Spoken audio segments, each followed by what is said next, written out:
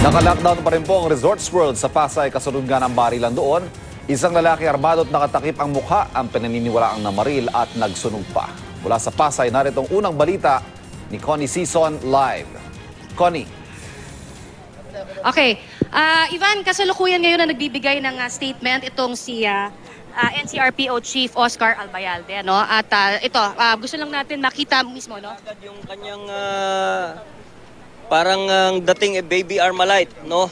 At pagpasok niya, natakot lahat yung mga tao, nakita meron siyang baril at nagtakbuhan. That caused the injuries nung ating mga kababayan, no? Kaya kanina may reported tayo ng mga minor injuries dahil dahil doon sa stampede at nagpanic yung ating mga kababayan naglabasan sa casino. Sir, saan na kayo yung suspect?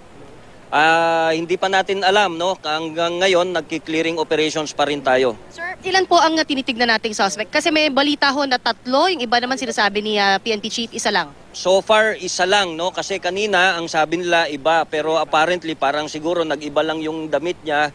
Kaya akala nung yung mga nagtatrabaho sa Resorts World ay 2 or 3 kanina. Pero ang nakita natin talagang iisang tao ito. May casualty ho ba?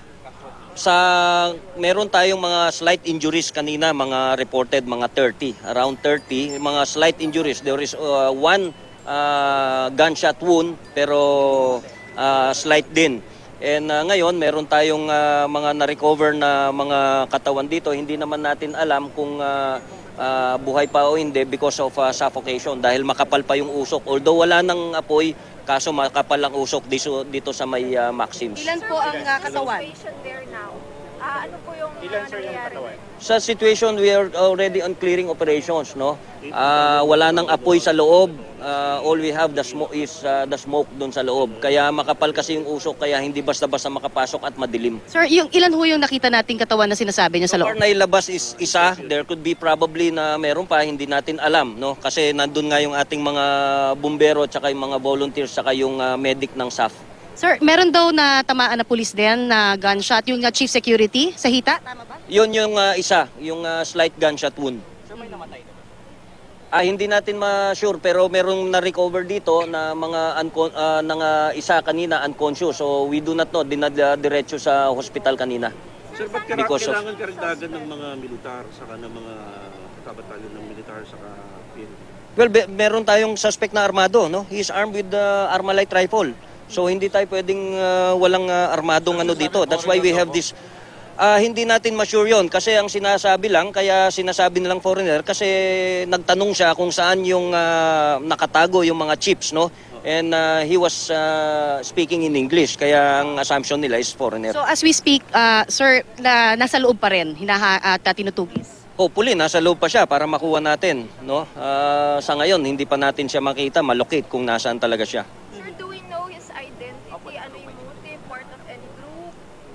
I think he's working alone, no? Na mag-isa siya. Basta siya pumasok at pinagbabaril yung TV. Kaya nataranta yung mga tao.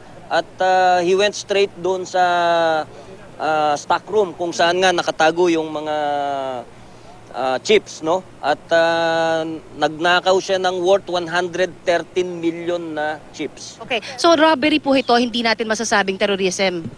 Most probably ito baka nalulong sa sugal at naubos ang kanyang pera at masama ang kanyang loob.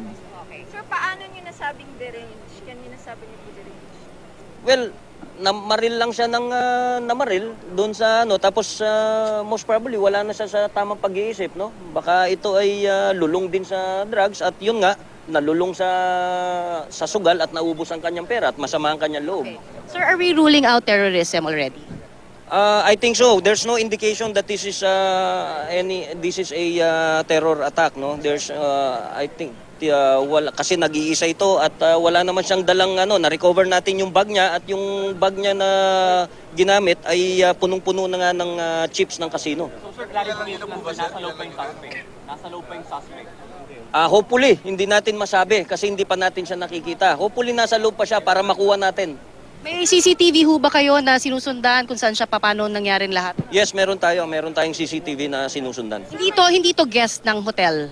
Hindi, no? Kasi pumasok siya, dire-diretso siya. Pagka-park niya ng kanyang sasakyan, dire-diretso siya. Bit-bit niya yung kanyang Yun ang hindi nakuha sa CCTV.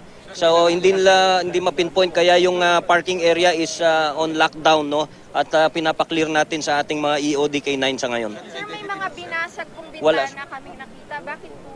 Para lumabas yung usok kasi makapal yung usok sa loob, although walang apoy pero hindi makalabas yung usok, yung Sir, usok yung, kasi sa loob. yung mismong suspect ang nagsunog nung casino. Yes, pagpasok niya kasi binuhusan niya ng gas yung mga table casinos tapos sinindihan niya.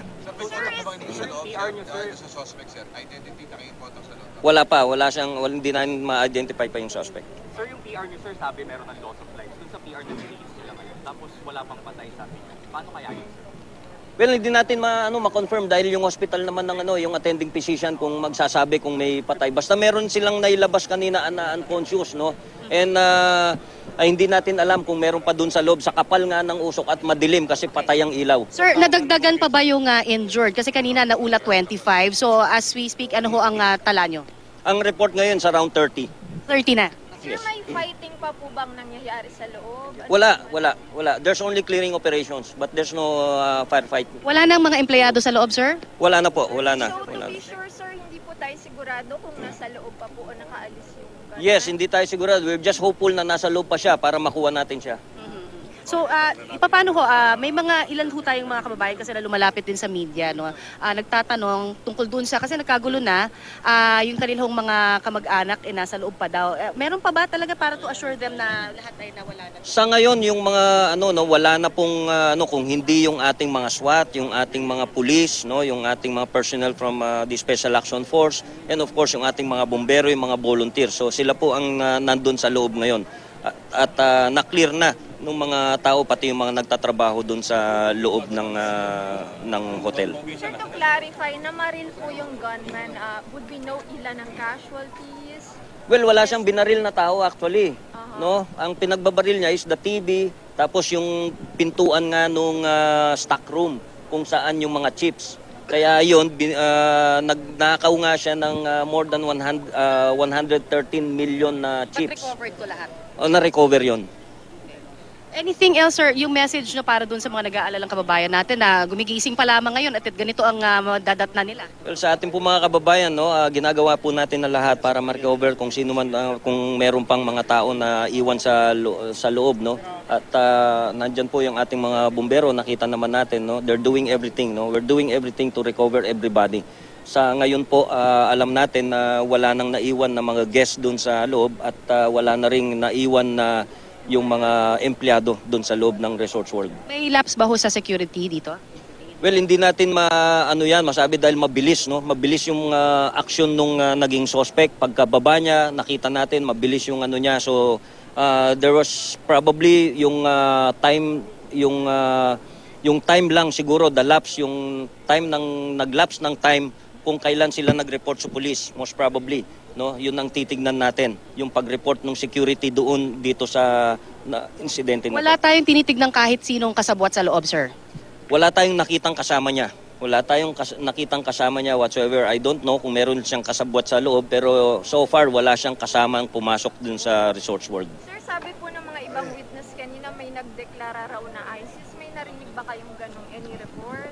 Well, wala, no? Most probably, yung kaya nga nung panic siguro yung ating mga kababayan, nagpanic sila, kaya nagka-stampede, and then they're the ones shouting ito na itong ISIS na ganyan.